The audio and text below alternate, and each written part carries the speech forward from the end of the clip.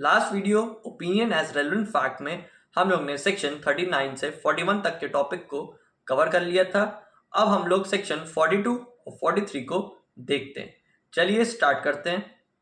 तो last video में हम लोग ओपिनियंस का टॉपिक को पढ़ रहे थे, जिसमें हम लोग ने सेक्शन 41 तक के टॉपिक को कवर कर लिया था। आज की वीडियो में हम लोग आगे बढ़ेंगे इसी पे। तो आज की वीडियो में हम लोग डिस्कस करेंगे सेक्शन 42 को और सेक्शन 43 को। तो ओपिनियंस का ये दो सेक्शन है, सेक्शन 42 और सेक्शन 43। इसको पढ़ते हैं। सेक्शन 42 पहले देखते हैं। सेक्शन 42 बात कर रहा है opinion as to existence of general custom और राइट व्हेन रेलेवेंट। कहने का मतलब ये है कि यहाँ अगर हम कोई कस्टम या फिर राइट को लेके अगर बात कर रहे हैं तो उसमें दिया गया ओपिनियन आपका रेलेवेंट होगा। यानी कि जहां पे कोई पर्सन कस्टम के ऊपर या फिर कोई अपने अधिकारों के ऊपर कोई राय या एडवाइस दे रहा है तो वो कस्टम और राइट या फिर वो ओपिनियन आपका रेलेवेंट होगा। तो ये कस्टम और राइट का हम लोग कंसेप्ट स्पेसिफिक कुछ सेक्शंस में भी पहले हम लोग पढ़ चुके हैं। कहने का मतलब ये है कि पहले हम लोग कस्टम और राइट के बारे में पहले भी इसी बीएसए में देख चुके हैं। जैसे हम लोग ने सेक्शन 11 पहले पढ़ा था, शुरू में सेक्शन 11 बीएसए का पढ़ा था, उसमें भी पब्लिक और प्राइवेट कस्टम के राइट के बारे में सवाल उठाया गया था, जिसमें हम लोग ने दो चीज़ पे समझा था कि सेक्शन 11 में कोई कस्टम और राइट कब रेलेवेंट बनेगा, जब वो सेम ट्रांजैक्शन से हो रहा हो या फिर सेम इंस्टेंसेस से हो रहा है। यानी फिर कहने का मतलब कुछ ओकेजनली किया जा रहा है या फिर कुछ ट्रांजैक्शन के साथ एक परमानेंट फॉर्म में हो रहा है या फिर टेम्प्रेरी पर्पस में हो रहा है, जहाँ पे हम लोग कस्टम और राइट को लेके बात कर रहे हैं, तो वो आपका फैक्ट रेलेवेंट होगा। ठीक है। फिर हम लोग ने कस्टम और राइट के बारे में सेक्शन 26 क्लॉज टी में पढ़ा था। इसमें हम लोग ने पढ़ा थी अगर कोई पर्सन कोई स्टेटमेंट दे रहा है, कोई ओपिनियन फॉर्म कर रहा है जिसमें यहाँ पे पब्लिक राइट और कस्टम की बात की जा रही है या फिर उसकी कुछ पब्लिक या फिर जनरल इंटरेस्ट के बारे में बात की जा रही है, और वो अगर वहाँ पे एग्जिस्ट करता है और उसको उसके बारे में अवेयर है कि हाँ कि वो जो स्टेटमेंट दे रहा है वो पहले कोई कंट्रोवर्सी में या कोई स्पेसिफिक मैटर में वो बातें पहली वेराइज की जा चुकी हैं, तो वो आपका statement as a witness relevant मान लिया जाएगा कि वो उस फैक्ट को कोर्ट अलाउ कर लेगी, यानी कि विटनेस उसका स्टेटमेंट दे सकता है। कई बार देखते हैं जमीनी विवाद होता है, ठीक है, तो उसमें जब प्रॉपर्टी में जब इशू अराइज होता है, जब इसमें ओनरशिप देखी जाती है कि मालिकाना हक किसके पास है, कौन यहाँ पे प्रॉपर्टी लेगा किसके पास, तो यहाँ पे पहले लोग ऐसे करते थे, विल बना देते थे या अभी भी करते हैं, वसीयत बना देते हैं किसी के नाम कि हम अपनी प्रॉपर्टी इनको देंगे, इसके बाद यहाँ ट्रांसफर होगी। तो वो जो वहाँ पे अगर कुछ ऐसा मैटर को लेकर कुछ सिचुएशन अराइज हुई है जहाँ पे कस्टम और राइट का एग्जिस्टेंस हो रहा है, यानी कि कस्टम और राइट को लेकर अगर हम वहाँ पे बात कर रहे हैं और वहाँ कोई पर्सन ओपिनियन दे रहा है, तो वो वहाँ पे रेलेवेंट बन जाता था। वैसे ही सेक्शन 42 बता रहा है, यानी कि उस पर्सन को अपने कस्टम और राइट के बारे में पता है कि हाँ यहाँ पे मेरा अधिकार था, इस पॉइंट में मेरी बात हुई है, या यहाँ पे मेरा जर्नल इंटरेस्ट क्रिएट हो रहा है, या फिर मेरे कुछ स्टेटमेंट है जो किसी कस्टम और राइट से मीटअप कर रहे हैं, तो वहाँ पे अगर कुछ ओपिनियन देंगे तो वो ओपिनियन आपका रेलेवेंट माना जाएगा।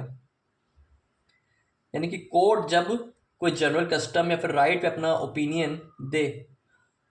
और वो ओपिनियन जो एग्जिस्ट भी करता हो और उसके बारे में, यानी कि सेक्शन 42 बता रहा है आपका, जब कोर्ट ओपिनियन दे किसी स्टेटमेंट को लेके या फिर कोई जहाँ पे कोई फैक्ट को लेके कुछ बात की जा रही है जिसमें किसी जनरल कस्टम या राइट को लेके बात की जा रही है, यानी कि वो राइट और कस्टम आपके एग्जिस्टेंस में है, आपका वहाँ पे एग्जिस्टेंस बनाना ज़रूरी है उस राइट और कस्टम का। और दूसरी चीज़, आपको वहाँ पे उस राइट के बारे में अवेयरनेस होनी चाहिए। ठीक है। जैसे कोई भी स्पेसिफिक एग्जांपल ले रहे हैं, मान लीजिए कि एक कोई गांव है, एक विलेज है, ठीक है, वहाँ पे एक कुआं है, ठीक है। अब वहाँ पे कुआं है,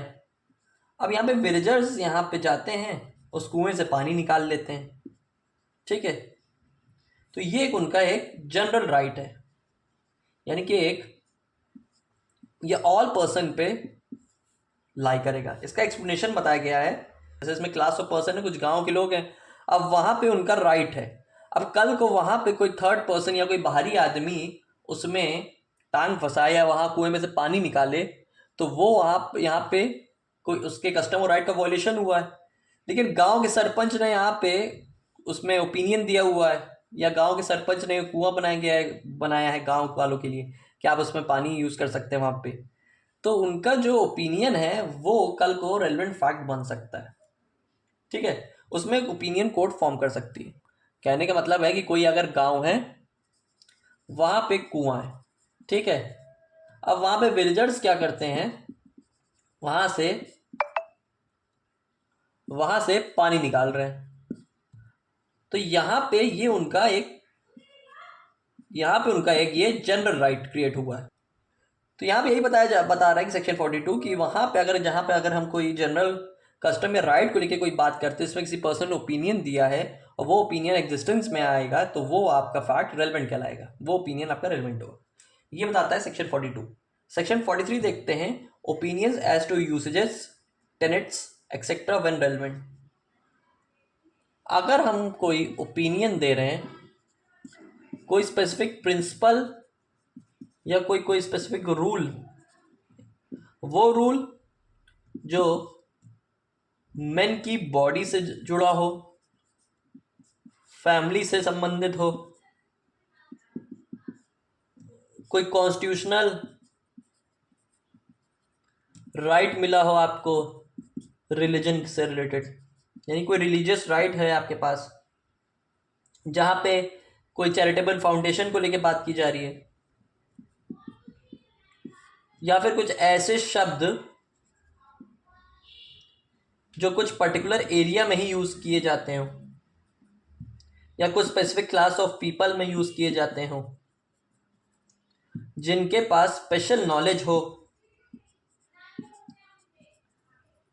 तो उनका ओपिनियन यहाँ पे रेलेवेंट फैक्ट बन जाएगा। कहने का मतलब है कुछ स्पेसिफिक, मान लीजिए कोई प्रिंसिपल बनाया गया है, ठीक है, अब कोई जैसे मैथ्स ही है मान लीजिए, अब मैथ्स में लेके मैथ्स के में कोई अगर कोई इक्वेशन बनाई गई है, कोई स्पेसिफिक रूल बनाए गए हैं, या फिर और बेसिक से समझिए, लॉ स्टूडेंट हैं आप तो लॉ के अकॉर्डिंग समझे, जैसे कॉन्स्टिट्यूशन में फंडामेंटल राइट्स है, अब फंडामेंटल राइट्स सबके लिए हैं, ठीक है, तो उसमें अगर कोई वायलेशन करेगा तो आप कहाँ जाएंगे, अपने फंडामेंटल राइट्स के पास जाएंगे। क्यों? क्योंकि वहाँ पे आपका एज अ ओपिनियन यहाँ पे आपका एक राइट क्रिएट हुआ है कि जहाँ पे हमारे पास अगर कोई वॉयलेशन हो रहा है हमारे फंडामेंटल राइट का, तो हम वहाँ पे जाएंगे। या फिर कह लीजिए कोई धर्म से जुड़ी हुई कोई बात हो गई, कोई रिलीजियस चीज़ें से जुड़ी हुई बात होगी, जहाँ पे आपको धर्म के खिलाफ लेके जाया जा रहा है, या अपने आप रिलीजियस जो वर्क होते हैं वो आप नहीं कर पा रहे हैं, या फिर कुछ स्पेसिफिक चीज़ें आपसे जुड़ी हुई हैं जो पर्टिकुलर एरिया या फिर पर्टिकुलर क्लासेस ऑफ पीपल में ही यूज़ होनी है, या उनके पास कह लीजिए कोई स्पेशल क्लास ऑफ नॉलेज है कोई चीज़ से रिलेटेड, तो उनका भी वहाँ पे ओपिनियन रेलेवेंट होगा। कहने का मतलब है कि जैसे जिसके पास कॉन्स्टिट्यूशनल नॉलेज हो, या कोई स्पेसिफिक प्रिंसिपल्स हो फैमिली से जुड़े हुए, जैसे, या फिर मान लीजिए कोई स्पेसिफिक एरिया में कुछ ऐसे लोग रहते हों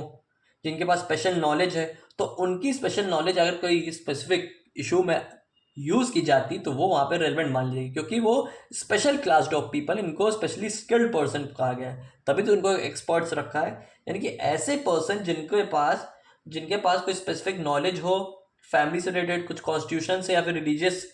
राइट से संबंधित कुछ उनके पास नॉलेज हो, ठीक है, या फिर कुछ पर्टिकुलर एरिया में या पर्टिकुलर लोकेशन में कुछ ऐसे लोग रहते हो जिनके पास स्पेसिफिक नॉलेज है कुछ ऐसा ओपिनियन फॉर्म करने की, तो उनका दिया गया ओपिनियन रेलेवेंट माना जाएगा। तो ये था आपका सेक्शन 42 और सेक्शन 43। सेक्शन 42 में कस्टम और राइट को लेके वो रेलेवेंट कस्टम और राइट का ओपिनियन बनाया गया है, और यहाँ पे कुछ स्पेसिफिक प्रिंसिपल जो 3 कैटेगरी में फॉर्म है उनके बारे में, उनके ओपिनियन के बारे में बताया गया कि उनका दिए गए ओपिनियन रेलेवेंट माना जाएगा। तो ये था सेक्शन 42 और सेक्शन 43।